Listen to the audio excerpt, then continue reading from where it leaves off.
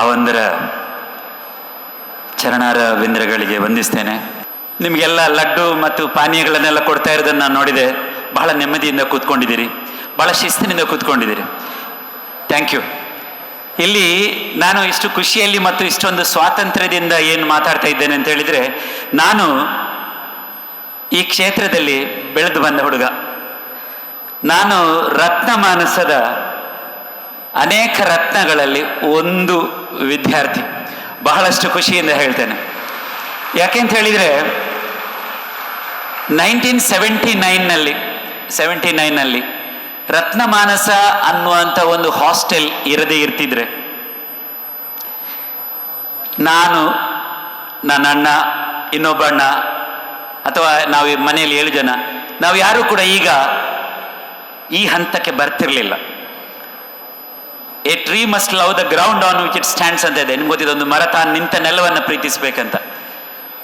ಇನ್ನೊಂದಿದೆ, the finest test of one's character is the sense of gratitude one can have ಅಂತ.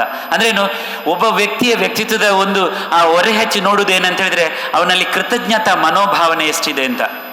ನಾನು ಹೇಳ್ತೇನೆ, ಪ್ರೀತಿಯ ಬಂಧು ಬಾಂಧವರೇ, ರತ್ನಮಾನಸದಲ್ಲಿ ನನ್ನ ಮೊದಲ ಪಾಠ ಯಾವುದು? ಈಗ ನಾವು ರಾಷ್ಟ್ರೀಯ ಭಾವೈಕ್ಯ ಅಂತ ಏನು ಹೇಳ್ತೇವೆ, ಅಥವಾ ಧರ್ಮದ ಸಾಮರಸ್ಯ ಅಂತ ನಾವೇನು ಹೇಳ್ತೇವೆ, ಇದರ ಮೊದಲ ಪಾಠ ನಾನು ರತ್ನಮಾನಸದಿಂದ ಕಲಿತದ್ದು.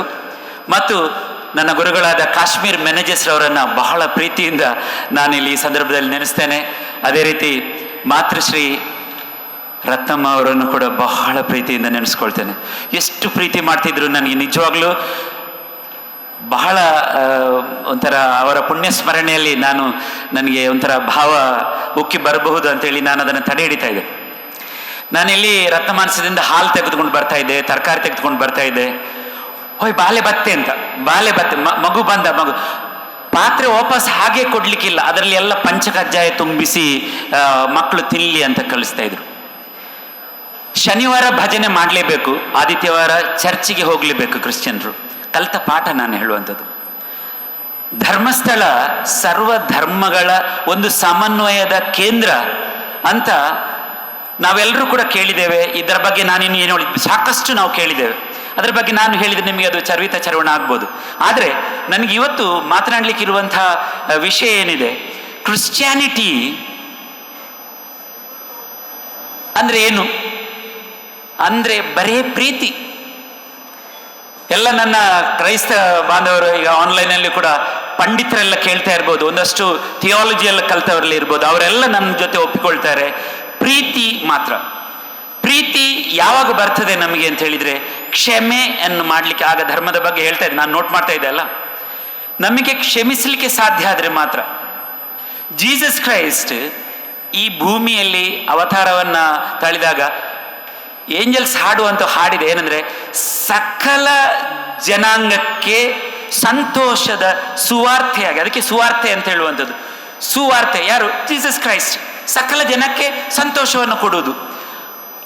ಅದು ನಾನು ಹೇಳ್ತೇನೆ ಹೇಗೆ ಅಂತ ಹೇಳಿದರೆ, ನಾವು ಒಂದಷ್ಟು ಇನ್ಸಿಡೆಂಟ್ಗಳ ಮುಖಾಂತರ ಮಾತ್ರ ಹೇಳಿ ಅದನ್ನು ನಾನು ಮುಗಿಸಲಿಕ್ಕೆ ಪ್ರಯತ್ನಿಸ್ತೇನೆ. ಜೀಸಸ್ ಕ್ರೈಸ್ಟ್ ಯಹೂದರಿಗೆ ಮತ್ತು ಸೆಮ್ಯಾರಿಟನ್ಸ್ಗೆ ಆಗುವುದಿಲ್ಲ. ಸೆಮ್ಯಾರಿಟನ್ಸ್ ಅಂತ ಹೇಳಿದರೆ ಅವರು ಒಂದು ಮಿಶ್ರ ವರ್ಗ. ಅವರ ಜಾಗದಲ್ಲಿ ಕೂಡ, ಅವರ ಪ್ರದೇಶದಲ್ಲಿ ಕೂಡ ಇವರು ಹೋಗಬಾರ್ದು ಅಂತ ಲೆಕ್ಕ. ಜೀಸಸ್ ಕ್ರೈಸ್ಟಿಗೆ ಅಂಥ ಭೇದ ಭಾವ ಇರಲಿಲ್ಲ. ಹೇಗೆ ಅವರು ಪ್ರೀತಿ ಮಾಡ್ತಾ ಇದ್ರು ಅಂತ ಹೇಳಿದಕ್ಕೆ ಒಂದು ಸಣ್ಣ ಇನ್ಸಿಡೆಂಟ್ ಹೇಳ್ತೇನೆ. ಅದೆಲ್ಲ ವಚನ ಭಾಗ ಎಲ್ಲ ನಾನು ಕೋಟ್ ಮಾಡಿಕೊಂಡು ಅದು ಯಾವ ಯಾವ ವಚನ ಭಾಗದಲ್ಲಿ ಇದೆ ಅಂತ ಹೇಳಿದರೆ ಟೈಮ್ ಕನ್ಸ್ಯೂಮ್ ಆಗ್ತದೆ ಅಂತ ಹೇಳಿಕೊಂಡು ನಾನು ಅದು ಹೇಳ್ತಾ ಇಲ್ಲ. ಸುಮ್ಮನಿಗೆ ಹೋಗಿ ಗೂಗ್ಲಿಗೆ ಹೋಗಿ ಸೆಮ್ಯಾರಿಟನ್ ವುಮನ್ ಅಂತ ಕೇಳಿದರೆ ಅದು ಬರ್ತದೆ. ಗುಡ್ ಸೆಮ್ಯಾರಿಟನ್ ಅಂತ ಹೇಳಿದ ಕೂಡಲೇ ಬರ್ತದೆ ಯಾವ ವಚನ ಭಾಗದಲ್ಲಿದೆ ಅಂತ. ಹಾಗಾಗಿ ದಯವಿಟ್ಟು ನೀವು ಕ್ಷಮಿಸಬೇಕು, ನಾನು ಯಾವ ವಚನ ಭಾಗದಲ್ಲಿದೆ ಅಂತ ಈಗ ಹೇಳುದು ಎಲ್ಲ ನನ್ನ ಹತ್ರ ಇದೆ, ನಾನು ಹೇಳುದಿಲ್ಲ. ಇವರು ಆ ಸಮರ್ಯ ಪ್ರದೇಶದಿಂದ ಹೋಗ್ತಾರೆ. ಯಾಕೆ ಗೊತ್ತುಂಟು ಹೋಗುದು? ಅಲ್ಲಿಂದ ಹೋಗ್ಲಿಕ್ಕಿಲ್ಲ ಅವರು. ಹೋಗುವುದು ಯಾಕೆ ಅಂತ ಹೇಳಿದರೆ, ಅಲ್ಲಿ ಮಧ್ಯಾಹ್ನದ ಹೊತ್ತು, ನಿಮ್ಗೆ ಗೊತ್ತಿದೆ ಮಧ್ಯಾಹ್ನ ಅಂದರೆ ಭಯಂಕರ ಉರಿ ಬಿಸಿಲಿರುವ ಟೈಮ್. ಬಾವಿಗೆ ನೀರು ಸೇದಲಿಕ್ಕೆ ಒಬ್ಳು ಬರ್ತಾಳೆ. ಶಿಷ್ಯರನ್ನು ಕರ್ಕೊಂಡು ಹೋಗ್ತಾರೆ. ಅವರು ಶಿಷ್ಯರನ್ನೆಲ್ಲ ಬೇರೆ ಫುಡ್ ತಗೊಳ್ಳಿಕ್ಕೆ ಕಳಿಸ್ತಾರೆ. ಅವರೊಬ್ಬರೇ ಅಲ್ಲಿ ಕಾಯ್ತಾ ಇರ್ತಾರೆ. ಯಾರಿಗೆ? ಇವಳೊಬ್ಬಳಿಗೆನ್ನು ಕ್ಷಮೆ, ಅವಳನ್ನು ವಾಪಸ್ he has to win over her. ಅವಳನ್ನು ಬದುಕಿಗೆ ವಾಪಸ್ ತರಬೇಕು. ಅದಕ್ಕೆ ಬೇಕಾಗಿ ಅಲ್ಲಿ ಕೂತಿರ್ತಾರೆ. ಆ ಕತೆ ಫುಲ್ ಉದ್ದ ಹೇಳುವುದಿಲ್ಲ. ಆದರೆ ಏನಂದರೆ ಅವಳು ಮಧ್ಯಾಹ್ನ ಯಾಕೆ ಬರುವುದು ಅಂತ ಹೇಳಿದರೆ, ಅವಳ ಕ್ಯಾರೆಕ್ಟರ್ ಅಷ್ಟು ವರ್ಸ್ಟ್. ಎಲ್ಲರೆದುರು ಅವಳಿಗೆ ಬರಲಿಕ್ಕೆ ಸಾಧ್ಯ ಇಲ್ಲ. ಎಲ್ಲರೂ ಬಿಸಿಲಿಗಿಂತ ಮೊದಲು ಬಿಸಿಲು ಆರ್ಲಿಕ್ಕೆ ಆಗುವಾಗ ಬರೋದಾದ್ರೆ ಇವಳು ಆ ನಡು ಮಧ್ಯಾಹ್ನ ಬರುವಂಥದ್ದು. ಬಾವಿಕಟ್ಟೆಯಲ್ಲಿ ಇವ್ರು ಕೂತಿದ್ದಾರೆ, ಜೀಸಸ್ ಕ್ರೈಸ್ಟ್ ಕೂತಿದ್ದಾರೆ. ಅವಳು ನೀರು ಸೇದಲಿಕ್ಕೆ ಬಂದಾಗ ಅವ್ರು ಕೇಳ್ತಾರೆ, ನನಗೆ ಸ್ವಲ್ಪ ನೀರು ಕುಡಿಲಿಕ್ಕೆ ಕೊಡ್ತೀಯ ಅಂತ. ಅವಳು ತಕ್ಷಣ ಕೇಳ್ತಾಳೆ, ನೀನು ಜೂ ಅಲ್ವಾ, ನೀನೊಬ್ಬ ಯಹೂದಿ ಅಲ್ಲ, ನೀನು ಯಾಕೆ ನನ್ನ ಹತ್ರ ಕೇಳೋದು, ನಾನೊಂದು ಸಮ್ಯಾರಿಟನ್, ನನ್ನ ಹತ್ರ ನೀರು ಕುಡಿಲಿಕ್ಕೆ ಯಾಕೆ ಕೇಳ್ತಾ ಇದ್ದೀಯ ಅಂತ. ಆಗ ಇವರು ಹೇಳ್ತಾರೆ, ನೋಡು, ನಿನ್ನತ್ರ ಕುಡಿಲಿಕ್ಕೆ ಕೇಳುವ ಜನ ಯಾರು ಅಂತ ನಿನಗೆ ಗೊತ್ತಿರ್ತಿದ್ರೆ ನೀನು ನನ್ನ ಹತ್ರ ನೀರು ಕುಡಿಲಿಕ್ಕೆ ಕೇಳ್ತಾ ಇದ್ದಿ, ಮತ್ತೆ ನಿನಗೆ ಯಾವತ್ತೂ ಕೂಡ ದಾಹ ಬರ್ತಾ ಇರಲಿಲ್ಲ ಅಂತ ಹೇಳಿ. ಆಗ ಇಂದ್ರಿಯ ಜಯದ ಬಗ್ಗೆ ಎಲ್ಲ ಸ್ವಾಮೀಜಿಗಳು ಮಾತಾಡ್ತಾ ಇದ್ರು. ಇದು ಇವಳಿಗೆ ಅರ್ಥ ಆಗಲಿಲ್ಲ. ಮತ್ತೆ ಅದು ಆ ಸಂವಾದವನ್ನು ಮುಂದೆ ಕೊಂಡೋಗ್ಲಿಕ್ಕೆ ನನಗೆ ಮನಸ್ಸಿಲ್ಲ. ಒಂದು ಪರ್ಟಿಕ್ಯುಲರ್ ಪಾಯಿಂಟಲ್ಲಿ ಜೀವಜಲ ನಿನಗೆ ನಾನು ಕೊಡ್ತೇನೆ ಅಂತ ಹೇಳುವಾಗ, ಅದು ಕೊಡು, ಹಾಗಾದ್ರೆ ನಾನು ಪುನಃ ಈ ನಡು ಮಧ್ಯಾಹ್ನ ನೀರು ಸೇದಲಿಕ್ಕೆ ಬರುವುದೇ ಬೇಡ ಅಲ್ಲ ಅಂತ ಅವಳು ಹೇಳ್ತಾಳೆ ಸುಲಭದಲ್ಲಿ. ಅದರ ಬಾಕಿದ ಎಂತ ಡಿಸ್ಕೋರ್ಸ್ ಫುಲ್ ಬೇಡ. ಅಷ್ಟಾಗಿ ಇವ್ರು ಹೇಳ್ತಾರೆ, ಕೊಡ್ತೇನೆ ನಿನಗೆ, ನೀನು ಹೋಗಿ ನಿನ್ನ ಗಂಡನನ್ನು ಕರ್ಕೊಂಡು ಬಾ. ಅಷ್ಟಾಗ ಅವಳು ಹೇಳ್ತಾರೆ, ನನಗೆ ಗಂಡ ಇಲ್ಲ. ಅಷ್ಟಾಗ ಇವರು ಪುನಃ ಹೇಳ್ತಾರೆ, ಎಸ್, ನೀನು ಹೇಳ್ತಾ ಇರೋದು ಸರಿ, ನಿನಗೆ ಈಗ ಗಂಡ ಇಲ್ಲ ಅಂತ ನೀನು ಹೇಳ್ತಾ ಇರೋದು ಸರಿ. ನಿನಗೆ 5 ಜನ ಗಂಡಂದಿರಿದ್ರೂ ಈಗ ಇರುವವನು ನಿನ್ನ ಗಂಡನಲ್ಲ, ಲಿವಿಂಗ್ ಟುಗೆದರ್. ಆಗಿನ ಕಾಲದ ಕಥೆ ಹೇಳುದು ನಾನು, ಆಯ್ತಲ್ಲ.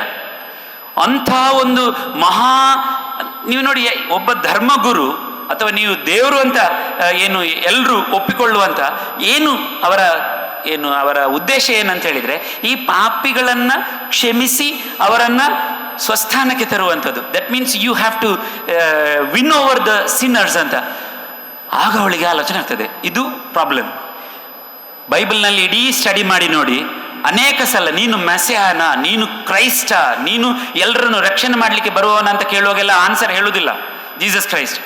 ಒಮ್ಮೆ ಶಿಷ್ಯ ಹೇಳುವಾಗ ಹೇಳ್ತಾನೆ, ನೀನು ಬೇರೆ ಯಾರಿಗೂ ಹೇಳಬೇಡ ಅಂತ. ಆದರೆ ಇಲ್ಲಿ ಈ ಪಾಪಿಸ್ಟೆ ಅಂತ ನೀವು ಏನು ಉಳಿದವರೆಲ್ಲ ಏನು ಅವರಿಗೆ ಇದು ಮಾರ್ಕ್ ಹಾಕಿ ನೀವು ದೂರ ತಳ್ತೀರಲ್ಲ, ಅವಳಿಗೆ ಇವ್ರು ಹೇಳ್ತಾರೆ, ನಾನು ಯಾರು ಗೊತ್ತುಂಟ, ನಾನು ಕ್ರೈಸ್ಟ್ ಅಂತ ಅವಳಿಗೆ ಕ್ಲೀನ್ ಆಗಿ ಹೇಳ್ತಾರೆ. ಮತ್ತು ಅವಳ ರಿಕ್ವೆಸ್ಟಿಗೆ ಬೇಕಾಗಿ ಆ ಪೇಟೆಯವರೆಲ್ಲ ಬರ್ತಾರೆ, ಸಮ್ಯಾರಿಟನ್ ಟೌನ್ ಅವರೆಲ್ಲ ಬರ್ತಾರೆ. ಅವ್ರ ಜೊತೆ 2 ದಿವಸ ವಾಸ ಮಾಡುವ ದೇವರ ಬಗ್ಗೆ ಯಾರು ಅವರ ಜೊತೆ ಸಂಪರ್ಕ ಬೇಡ, ಅವರ ಊರಿನಲ್ಲಿ ಕೂಡ ಹೋಗಬಾರ್ದು, ಅಂಥವರ ಜೊತೆ ಇರುವ ದೇವರು ಜೀಸಸ್ ಕ್ರೈಸ್ಟ್. ಒಂದು ನಾನು ನಿಮಗೆ ಹೇಳಿದೆ, ಭಾವ ಹೇಗೆ ಅವರಲ್ಲಿ ಸಾಮರಸ್ಯ ಅವರ ಹತ್ರ ಇತ್ತು ಅಂತ ಹೇಳಿದ್ರು. ಎರಡನೇದಾಗಿ ಆಗ ಸ್ವಾಮೀಜಿ ಅವರು ಹೇಳಿದರು, ಅದರ ಬಹಳ ಸಿಂಪಲ್, ದೇವರ ನಾಮ ಸ್ತುತಿ ಆಗಲಿ, ಎಲ್ಲರಿಗೂ ಸಹ ಗೊತ್ತಿದೆ, ಕರ್ತರ ಪ್ರಾರ್ಥನೆ ಅಂತ ಇರುವುದು, ಅದು ಬ್ಯೂಟಿಫುಲ್. ಅದರಲ್ಲಿ ಎಲ್ಲ 1 ಟೈಮ್ ಡಿಮ್ಯಾಂಡ್ಗಳು, ನಿಮ್ಮ ಸ್ತುತಿ ಆಗಲಿ, ನಮಗೆ ಅನ್ನೋದನ್ನದ ಆಹಾರವನ್ನು ಕೊಡು ಎಲ್ಲ ಹೇಳಿದ ನಂತರ ಒಂದು ಪಾಯಿಂಟ್, ಯಾರು ಕೂಡ, ನಾನು ಹೇಳೋದು ಕ್ರಿಶ್ಚಿಯನ್ರೆಲ್ಲ ಅದೇ ರೀತಿ, ದಯವಿಟ್ಟು ಕ್ರಿಶ್ಚಿಯನ್ ಬಾಂಧವರು ಇದನ್ನು ಕೇಳ್ತಾ ಇರೋರು ನನ್ನನ್ನು ಕ್ಷಮಿಸಬೇಕು. ನೀವೆಲ್ಲಿಯಾದರೂ ಈ ಪ್ರಾರ್ಥನೆಯನ್ನು ಸರಿಯಾಗಿ ಪ್ರಾರ್ಥನೆ ಮಾಡ್ತಾ ಇದ್ರೆ ಅದ್ಭುತ ಸೃಷ್ಟಿಯಾಗ್ತಿತ್ತು ಈ ಲೋಕದಲ್ಲಿ. ಯಾಕೆ ಅಂತ ಹೇಳಿದರೆ, ಅಲ್ಲಿ ದೇವರು ಒಂದು ಕಂಡೀಷನ್ ಹಾಕ್ತಾರೆ, ಅದು ದೇವರೇ ಕಲಿಸಿದ ಪ್ರಾರ್ಥನೆ. ಅದಂದರೆ ಇವರ ಶಿಷ್ಯರು ಹೋಗಿ ಕೇಳ್ತಾರೆ, ಅವರು ಜಾನ್ ಶಿಷ್ಯರಿಗೆಲ್ಲ ಅವನು ಪ್ರಾರ್ಥನೆ ಮಾಡೋದು ಹೇಗೆ ಅಂತ ಕಲಿಸ್ಕೊಡ್ತಾ ಇದ್ದಾನೆ, ನಮಗೆ ಪ್ರಾರ್ಥನೆ ಮಾಡಲಿಕ್ಕೆ ಕಲಿಸ್ಕೊಡು ಅಂತ ಜೀಸಸ್ ಕ್ರೈಸ್ಟ್ನ ಶಿಷ್ಯಂದರು ಕೇಳುವಾಗ ಹೇಳುದು. ಲೂಕನ ಸುವಾರ್ತೆಯಲ್ಲಿ 11ನೇ ಅಧ್ಯಾಯದಲ್ಲಿದೆ. ಅದರಲ್ಲಿ ಒಂದು ಕಂಡೀಷನ್ ಹೇಗೆ ಗೊತ್ತುಂಟ, ನಮಗೆ ತಪ್ಪು ಮಾಡಿದವರನ್ನು ನಾವು ಕ್ಷಮಿಸುವ ಪ್ರಕಾರ ನಮ್ಮ ಪಾಪಗಳನ್ನು ಕ್ಷಮಿಸಿರಿ. ಅಲ್ಲಿ ಕಂಡೀಷನಲ್ ಯಾವುದು, ಈಗ ನಾನು ಮನುಷ್ಯರಾದವ ತಪ್ಪು ಮಾಡ್ತಾನೆ, ಪೌಲ್ ಹೇಳ್ತಾನೆ, ತಪ್ಪು ಮಾಡದೇ ಇರುವವರು ಯಾರೂ ಕೂಡ ಇಲ್ಲ. ಮನುಷ್ಯ ಅಂತ ಹೇಳಿದರೆ ತಪ್ಪಾಗ್ತದೆ, ಯಾಕೆ ತಪ್ಪು ಮಾಡಿಯೇ ಮಾಡ್ತಾನೆ. ಆದರೆ ತಪ್ಪು ಮಾಡಿದ ನಂತರ ಪಶ್ಚಾತ್ತಾಪ ಪಟ್ಟು ಕ್ಷಮೆ ಕೇಳುವ ಆ ಗುಣ ಇದೆಯಲ್ಲ, ಅದು ಶ್ರೇಷ್ಠ. ಮತ್ತು ಯಾವಾಗಲೂ ಕ್ಷಮೆ ಅನ್ನೋದು ಡಿವೈನ್. ಯಾರಿಗೆ ಕ್ಷಮಿಸಲಿಕ್ಕೆ ಸಾಧ್ಯ ಇಲ್ಲೋ ಅವನು ದೇವರ ಮಗನೇ ಅಲ್ಲ.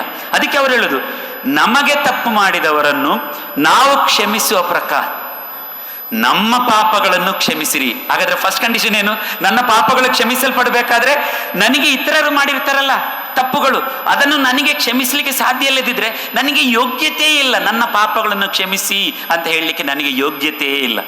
ಈ ಕಂಡೀಷನ್. ಇದು ಬರೀ ಹೇಳಿದ್ದು ಮಾತ್ರ ಅಲ್ಲ, ನಿಮ್ಗೆ ಗೊತ್ತಿದೆ, and ounce of practice is better than a ton of preaching ಅಂತ ಎಲ್ಲರೂ ಹೇಳ್ತಾರೆ. ಅಂದ್ರೆ ಭಾಷಣ ಮಾಡುವವರು ಬೇಕಾದಷ್ಟು ಮಂದಿ ಇದ್ದಾರೆ, ಎಷ್ಟು ಬೇಕಾದರೂ ಭಾಷಣ ಮಾಡ್ತಾರೆ. ಆದರೆ ಭಾಷಣವನ್ನು ಬದುಕುಬೇ ತೋರಿಸ್ಬೇಕು. ಅಂದ್ರೆ ಪ್ರಾಕ್ಟೀಸ್ ವಾಟ್ ಯು ಪ್ರೀಚ್. ಪೂಜ್ಯ ಕಾವಂದರು ಮಾಡ್ತಾ ಇರುವ ಹಾಗೆ ತಾವು ಏನು ಹೇಳ್ತಾ ಇದ್ದಾರೆ ಅದರಂತೆ ನಡೆದುಕೊಳ್ಳುವಂಥದ್ದು. Practise what you preach. ಅರ್ಥ ಆಗ್ತಾ ಇದೆಯಲ್ಲ? ಈ ಪ್ರಾಕ್ಟೀಸ್ ವಾಟ್ ಯು ಪ್ರೀಚ್ ಅಂತ ಜೀಸಸ್ ಕ್ರೈಸ್ಟ್ ಮಾಡಿ ತೋರಿಸಿದ್ದಾರೆ ಇಲ್ವಾ ಅಂತ ಕೇಳಿದರೆ ಅವರನ್ನು ಎಲ್ಲರೂ ಸೇರಿ ಶಿಲುಬೆಗೇರಿಸ್ತಾರೆ. ನಿಮ್ಗೆಲ್ರಿಗೂ ಗೊತ್ತಿರುವಂಥ ಕಥೆ ಅದು. ಪಂಜ ಗೋವಿಂದರ ಅವ್ರದ ಕಥೆಯಲ್ಲಿ ಆದರೂ ನೀವು ಆ ಕವನ ಓದಿದ್ರೆ ನಿಮ್ಗೆ ಕರೆಕ್ಟ್ ಗೊತ್ತಾಗ್ತದೆ. ಇಡೀ ಸನ್ನಿವೇಶ ಬ್ಯೂಟಿಫುಲ್ ಆಗಿ ಬರ್ತದೆ. ಆದರೆ ಅಲ್ಲಿ ಇವರನ್ನು ಶಿಲುಬೆಗೇರಿಸುವಾಗ 2 ಜನ ಕಳ್ಳರನ್ನು ಕೂಡ, ಕಳ್ಳರು ಅಂದ್ರೆ ಮಹಾಕ್ರೂರಿಗಳಾಯ್ತಾ, ಒಬ್ರು ಬಲದ ಸೈಡ್ನಲ್ಲಿ, ಒಬ್ಬ ಎಡದ ಸೈಡ್ನಲ್ಲಿ, 2 ಜನ ಅವರ ಒಂದು ಕಂಪನಿ ಇರಲಿ ಅಂತ ಇವರನ್ನು ಶಿಲುಬೆಗೇರಿಸುವಾಗ ಇಟ್ರು. Very interesting. ಈಗ ಅವರಿಗೇನು ದೇವಪುತ್ರ ಅಂತ ಹೇಳಿ ಹೇಳ್ತಾ ಇದ್ದದ್ದು ಭಯಂಕರ ಅದ್ಭುತಗಳನ್ನು, 5 ಲೋಫ್ ಬ್ರೆಡ್ ಇಂದ 5,000 ಜನರಿಗೆ ಫುಡ್ ಕೊಟ್ಟವ, ಸಮುದ್ರದ ಮೇಲೆ ನಡೆದವ, ಕಣ್ಣಿಲ್ಲದವಲ್ಲಿ ಕಣ್ಣು ಕೊಟ್ಟವ, ಹೀಗೆ ಎಲ್ಲ ಸತ್ತ ಲಾಜರ್ನನ್ನು ಎಬ್ಬಿಸಿದವ ಅಂತ ಹೇಳಿಕೊಂಡು ಇವರಿಗೆಲ್ಲ ಭಾರಿ ಗೊತ್ತುಂಟು. ಈ ಮನುಷ್ಯ ಅಸಹಾಯಕನಾಗಿ 2 ಕೈಗಳಿಗೂ ಸಹ ಆಣಿ, ಕಾಲಿಗೂ ಸಹ ಆಣಿ, ತಲೆಯಲ್ಲಿ ಮುಳ್ಳಿನ ಕಿರೀಟ, ದಯನೀಯ ಪರಿಸ್ಥಿತಿ. ಮನುಷ್ಯ ಅಂತ ಹೇಳಿ ಗುರುತಿಸಲಿಕ್ಕೆ ಸಾಧ್ಯ ಇಲ್ಲ. ಹಾಗಾಗಿ ಇವರಿಬ್ರು ಫಸ್ಟಿಗೆ ಹಂಗಿಸ್ತಾರೆ, ನೀನು ದೇವನಾದ್ರೆ ನೀನು ಇದರಿಂದ ಕೆಳಗಿಳಿದು ಬಾ, ಹಾಗೆ ಅಂತೇಳಿ ಫಸ್ಟಿಗೆ ಹಂಗಿಸ್ತಾ ಇರ್ತಾರೆ. ನೆಕ್ಸ್ಟ್ ವೆರಿ ಇಂಪಾರ್ಟೆಂಟ್, ಎಂತ ಕನ್ವರ್ಷನ್ ನೋಡಿ, ಹೇಗೆ ಕನ್ವರ್ಷನ್ ಅಂತ. ಅಷ್ಟಾಗುವಾಗ ಜೀಸಸ್ ಕ್ರೈಸ್ಟ್ ಒಂದು ಮಾತು ಹೇಳ್ತಾರೆ. ಶಿಲುಬೆಯಿಂದ ಅನೇಕ ಮಾತುಗಳಿದೆ, ಅದೆಲ್ಲ ಹೇಳುವುದಿಲ್ಲ, ನಾನು ಟೈಮ್ ಇಲ್ಲ. ಒಂದೇ ಒಂದು ಮಾತು, ಏನು? ದೇವರೇ ಅಂದ್ರೇನು? ನನ್ನ ಪರಲೋಕದಲ್ಲಿ ನನ್ನ ಪಿತನೇ ದೇವರೇ, ಇವರು ಏನು ಮಾಡ್ತಾ ಇದ್ದಾರೆ ಅಂತ ಇವರಿಗೆ ಗೊತ್ತಿಲ್ಲ, ಇವರನ್ನು ಕ್ಷಮಿಸಿರಿ. ಸಿಡಿಲು ಬಡಿದಾಗ ಆಯ್ತು. ಯಾರು ಹೇಳ್ತಾ ಇರೋದು? ಎಂತ ಮುಖಕ್ಕೆ ಉಗಿಯುವುದೇನು, ಗಡ್ಡ ಎಳೆಯುವುದೇನು, ಎಂಥ ವಿಚಿತ್ರ, ಅಷ್ಟು ದೊಡ್ಡ ಹಿಂಸೆಯನ್ನು ಮಾಡಲಿಕ್ಕೆ ಸಾಧ್ಯವಿಲ್ಲ. ಅಂಥ ಹಿಂಸೆ ಮಾಡಿ ಆ ಎಲ್ಲರನ್ನು ನೋಡಿ ಜೀಸಸ್ ಕ್ರೈಸ್ಟ್ ಹೇಳೋದು, ದೇವರೇ ಇವರು ಎಂತ ಮಾಡ್ತಾ ಇದ್ದಾರೆ ಅಂತ ಇವರಿಗೆ ಗೊತ್ತಿಲ್ಲ, ಹಾಗಾಗಿ ಇವರನ್ನು ಕ್ಷಮಿಸಿರಿ ಅಂತ ಹೇಳುವಾಗ 2 ಜನ ಕೇಳಿಸ್ಕೊಳ್ತಾರೆ. This is very important. 2 ಜನ ಕೇಳಿಸ್ಕೊಳ್ತಾರೆ, 2 ಜನ ಕಳ್ಳರು ಕೂಡ ಕೇಳಿಸ್ಕೊಳ್ತಾರೆ. ಆದರೆ ನಾವು ಹೇಳ್ತೇವೆ ಬಲದ ಬದಿಯ ಕಳ್ಳ ಅಂತ ಹೇಳು, ಅವನಿಗೆ ಸಡನ್ ಈ ರೀತಿ ಕ್ಷಮೆಯ ಮಾತು ಬರಬೇಕಾದ್ರೆ ಖಂಡಿತ ಇವ ಕ್ರೈಸ್ಟ್ ಆಗಿರ್ಬೇಕು, ಖಂಡಿತ ಇವ ಮೆಸ್ಸೇಹ ಆಗಿರ್ಬೇಕು. ಅಂದ್ರೇನು? ಇತರರ ಪಾಪ ಪರಿಹಾರಕ್ಕಾಗಿ ಬರ್ಲಿಕ್ಕೆ ಒಬ್ಬ ಇದ್ದಲ್ಲ, ಇವರ ಯಹೂದ ಸಿಸ್ಟಮ್ನಲ್ಲಿ ಹಾಗೆ ಇತ್ತು, ಬರ್ಬೇಕು, ಖಂಡಿತ ಅವನೇ ಇರಬೇಕು ಅಂತೇಳಿ ಆಗಿ ಅವ ಕೂಡಲೇ ಅವನಿಗೆ ಜೋರು ಮಾಡ್ತಾನೆ, ಇನ್ನೊಬ್ಬನಿಗೆ ಹೇಳ್ತಾನೆ, ಎಂತ ಮಾರೆ ನೀನು ಎಂತ ಮಾತಾಡ್ತಿದ್ದಿ ಮಾರೆ, ನಾವೆಲ್ಲ ನೋಡಿ ಎಂತ ವಿ ಡಿಸರ್ವ್ ದಿಸ್, ನಾವು ಅಂತ ನೀಚ ಕೆಲಸ ಮಾಡಿದ್ದೇವೆ, ಅದಕ್ಕೋಸ್ಕರ ನಮ್ಮನ್ನು ಶಿಲುಬೆಗೆ ಹಾಕ್ತಾ ಇದ್ದಾರೆ. ಪಾಪ ಇವ ಎಂತ ಮಾಡಿದ್ದಾನೆ?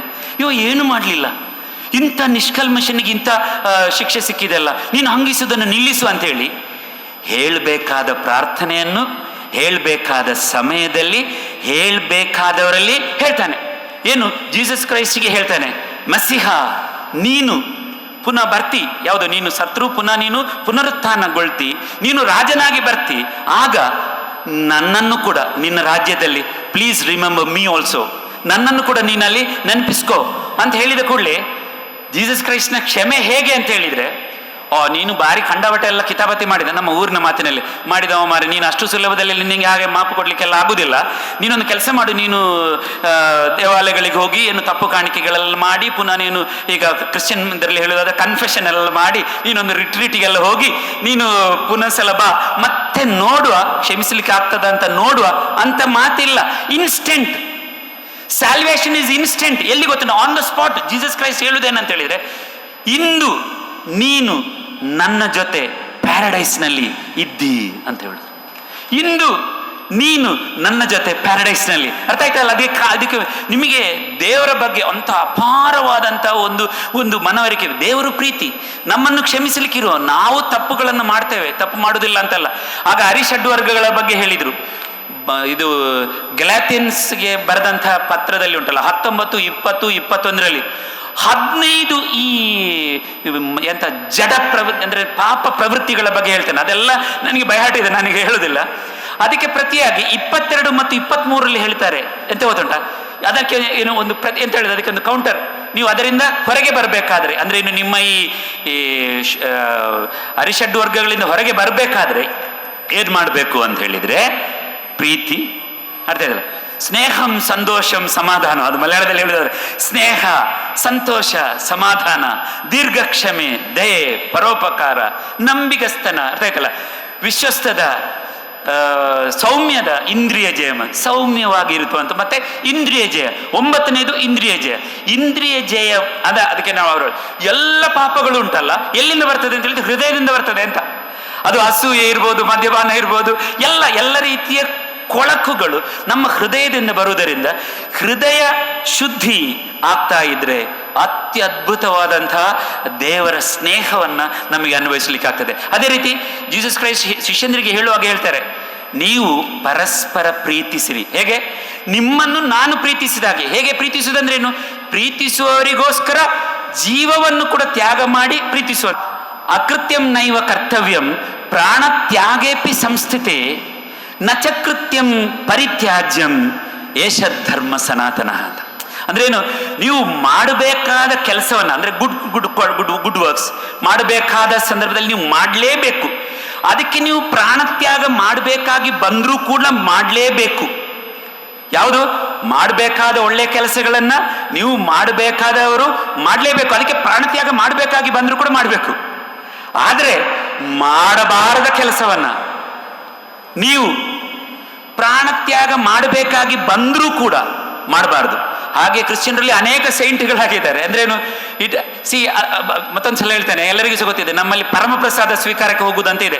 ಹೋಗುವಾಗ ಅದಕ್ಕಿಂತ ಮೊದಲೊಂದು ಪ್ರೇಯರ್ ಹೇಳಲಿಕ್ಕುಂಟು, ತುಂಬ ಪ್ರೇಯರ್ ಹೇಳಲಿಕ್ಕುಂಟು. ಅದರಲ್ಲಿ ಎಲ್ಲ ಹೆಚ್ಚಿನದೆಲ್ಲ ನನ್ನ ಪಾಪವೇ ನನ್ನ ದೊಡ್ಡ ಪಾಪವೇ ಅಂತೇಳಿ. ಬೇರೆಯವರ ಪಾಪ ಅಲ್ಲ, ಅವನ ಪಾಪ ಇವನ ಪಾಪ ಹೊಡಿಲಿಕ್ಕಿಲ್ಲ, ನನಗೆ ಹೊಡ್ಕೊಳ್ಬೇಕು, ನಂದೇ ಪಾಪ ಅಂತ ಹೇಳಿ ನಾನು ಪಶ್ಚಾತ್ತಾಪ. ಅದರಲ್ಲಿ ಹೋಗುವಾಗ ಪುನೊಂದು ಮಾತು ಹೇಳ್ತಾನೆ, ಏನಂತ ಹೇಳಿದ್ರೆ, ಅದಕ್ಕೆ ಬರುವಂಥ ಸನ್ನಿವೇಶಗಳನ್ನು ನಾನು ತ್ಯಜಿಸ್ತೇನೆ. ಯಾವುದಾದರೂ ಒಂದು ಚಿಕ್ಕ ಪಾಪ ಮಾಡುವುದರ ಬದಲು ನಾನು ಸಾಯ್ಲಿಕ್ಕೂ ರೆಡಿ ಇದ್ದೇನೆ, ನಾನು ಪ್ರಾಣತ್ಯಾಗ ಮಾಡಲಿಕ್ಕೆ ರೆಡಿ. ಇದು ಹೆಚ್ಚಿನ ಕ್ರಿಶ್ಚಿಯನ್ಸ್ಗೆ ಮರ್ತೋಗಿದೆ ಇಂಥ ಒಂದು ಸಂಗತಿ. ಆ ಲೆಕ್ಕದಲ್ಲಿ ಆದರೆ ನಾನೀಗ ಜೀವಂತವಾಗಿ ಇರಲಿಕ್ಕೆ ಸಾಧ್ಯ ಇಲ್ಲ, ಯಾಕೆಂದ್ರೆ ನನ್ನಿಂದ ಅದರ ಅನೇಕ ಸಣ್ಣ ಸಣ್ಣ ತಪ್ಪುಗಳೆಲ್ಲ ಆಗಿ ಹೋಗ್ತದೆ. ಆದರೆ ಇಂಥ ಒಂದು ಪ್ರತಿಜ್ಞೆಯನ್ನು ಮಾಡಲಿಕ್ಕೆ ಇದೆ. ನನಗೆ ನಾನು ಹೇಳ್ತೇನೆ, ಧರ್ಮದ ಮೂಲ ಇದು ಟೈಮ್ ಆಗ್ತಾ ಬಂತು. ರತ್ನಮಾನಸನ್ನು ಕಲಿತ ಅಂತ ಹೇಳಿದಲ್ಲ, ಅದರ ಒಂದು ಸಣ್ಣ ಒಂದು ಪದ್ಯ ಹೇಳ್ತೇನೆ. ನಮಗೆ ನಾವಲ್ಲಿ ಭಜನೆ ಮಾಡುವಾಗ ಹೇಳ್ತಿದ್ದದು, ನಾನು ಹೇಳ್ತೇನೆ, ದಯವಿಟ್ಟು ಕ್ಷಮಿಸಿ. ದಯವಿಲ್ಲದ ಧರ್ಮವು ಆವುದಯ್ಯ, ದಯವಿಲ್ಲದ ಧರ್ಮವು ಆವುದಯ್ಯ, ದಯವೇ ಬೇಕು ಸಕಲ ಪ್ರಾಣಿಗಳೆಲ್ಲರಲ್ಲಿ, ದಯವಿಲ್ಲದ ಧರ್ಮವು ಆವುದಯ್ಯ. ಆಗ ಹೇಳಿದೆ ಅಲ್ವಾ, ಎಲ್ಲ ಪ್ರಾಣಿಗಳಲ್ಲಿ ಸಿಗಬೇಕು. ಮತ್ತೆ ಹೇಳ್ತಾನೆ, ದಯವೇ ಧರ್ಮದ ಮೂಲವಯ್ಯ, ದಯವೇ ಧರ್ಮದ ಮೂಲವಯ್ಯ, ಕೂಡಲ ಸಂಗಯ್ಯನಂತಲ್ಲದೊಲ್ಲನಯ್ಯ, ಕೂಡಲ ಸಂಗಯ್ಯನಂತಲ್ಲದೊಲ್ಲನಯ್ಯ, ದಯವೇ ಬೇಕು ಸಕಲ ಪ್ರಾಣಿಗಳೆಲ್ಲರಲ್ಲಿ, ದಯವಿಲ್ಲದ ಧರ್ಮವು ಆವುದಯ್ಯ. ಅದ್ಭುತವಾದಂತಹ ಒಂದಷ್ಟು ಎಲ್ಲ ನನಗೆ ಪೂಜ್ಯ ಕಾವಂದರ ಇಲ್ಲಿದ್ದಾರೆ, ಮಾತೃಶ್ರೀ ಮಹಾದೇವರಿದ್ದಾರೆ. ನಾನಿಲ್ಲಿ ಆಗ್ತಾ ಇರುವಂತಹ ಭಜನಾ ಕಮ್ಮಟಗಳನ್ನು ನೋಡ್ತೇನೆ, ಅಲ್ಲಿ ಬರುವಂತಹ ಬೇರೆ ಬೇರೆ ಪ್ರವಚನಗಳನ್ನು ನೋಡ್ತೇನೆ, ಭಜನಾ ತರಬೇತಿಗಳನ್ನು ನೋಡ್ತೇನೆ.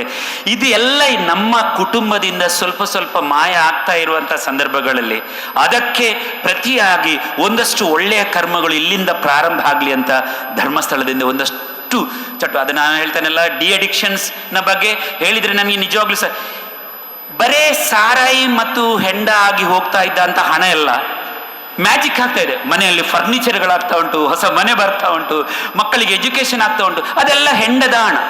ಹೆಂಡ ಅಂದ್ರೆ ಗೊತ್ತಾಯ್ತಲ್ಲ, ಅದು ಎಲ್ಲಿಂದ ಬರ್ತದೆ? ಡಿ ಅಡಿಕ್ಷನ್ ಕ್ಯಾಂಪ್ಗಳಿಂದ, ಜನಜಾಗೃತಿ ವೇದಿಕೆಗಳ ಮುಖಾಂತರ.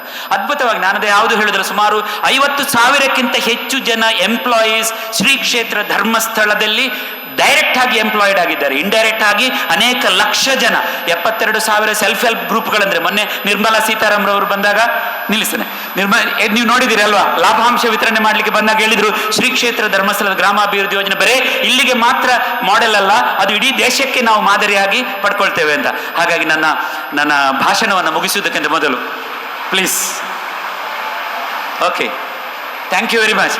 ಒಂದು ಮಾತು, ಅದರ ನಂತರ ಬೇಕಾದ್ರೆ ನೀವು ಚಪ್ಪಾಳೆ ಹೊಡಿರಿ. ಏನಂತ ಹೇಳಿದರೆ, ನನ್ನೊಂದು ಆಸೆ ಅದು. ನಾನು ಹೇಳ್ತಾ ಇದ್ದೆ, ನನ್ನ ಪೂಜ್ಯ ಕಾವಂದರಿಗೆ ಮತ್ತು ಈ ಕ್ಷೇತ್ರದ ನಾವು ಏನು ಹೇಳ್ತಾರೆ ಶ್ರದ್ಧಾ ಕೇಂದ್ರಕ್ಕೆ ಡೆಡಿಕೇಟ್ ಮಾಡಿ ಹೇಳಬೇಕಂತ ಹೇಳಿದ, ಅದು ಬಹಳ ಹಿಂದಿನ ಹಾಡು, ನಾನು ರತ್ನಮಾನಸಿಲವ್ರಿಗೆ ಹಾಡ್ತಿದ್ದ ಹಾಡು. ಒಂದು ಚರಣ ಹಾಡಿ ನನ್ನ ಭಾಷಣವನ್ನು ಮುಗಿಸ್ತೇನೆ ನಾನು. ಶ್ರೀಗಂಧನಾನಾಗಿ ಹುಟ್ಟುತ್ತಿದ್ದರೆ ಆಗ ನಿನ್ನ ಪಾದಾರ್ಚನೆಗೆ ಸವೆಯುತ್ತಿದ್ದೆ. ಗಿಡದಲ್ಲಿ ಹೂವಾಗಿ ಹುಟ್ಟುತ್ತಿದ್ದರೆ ಆಗ ಪಾದ ಪೂಜೆಯ ಸಮಯ ಬಳಿ ಸೇರುತ್ತಿದ್ದೆ. ಶ್ರೀಗಂಧನಾನಾಗಿ ಹುಟ್ಟುತ್ತಿದ್ದರೆ ಆಗ ನಿನ್ನ ಪಾದಾರ್ಚನೆಗೆ ಸವೆಯುತ್ತಿದ್ದೆ. ಯಾವೊಂದು ನದಿಯಲ್ಲಿ ನೀರಾಗಿ ಜನಿಸಿದರೆ, ಯಾವೊಂದು ನದಿಯಲ್ಲಿ ನೀರಾಗಿ ಜನಿಸಿದರೆ ನಿನ್ನ ಪಾದ ತೊಳೆವಲ್ಲಿ ನಾನೊದಗುತ್ತಿದ್ದೆ. ನೀ ನಡೆವ ಹಾದಿಯಲಿ ನಾನು ಜನಿಸಿದರಾಗ, ನೀ ನಡೆವ ಹಾದಿಯಲಿ ನಾನು ಜನಿಸಿದರಾಗ ನಿನ್ನ ಪಾದ ಧೂಳಿನಲಿ ಹೊರಳಾಡುತ್ತಿದ್ದೆ. ಶ್ರೀಗಂಧನಾನಾಗಿ ಹುಟ್ಟುತ್ತಿದ್ದರೆ ಆಗ ನಿನ್ನ ಪಾದಾರ್ಚನೆಗೆ ಸವೆಯುತ್ತಿದ್ದೆ.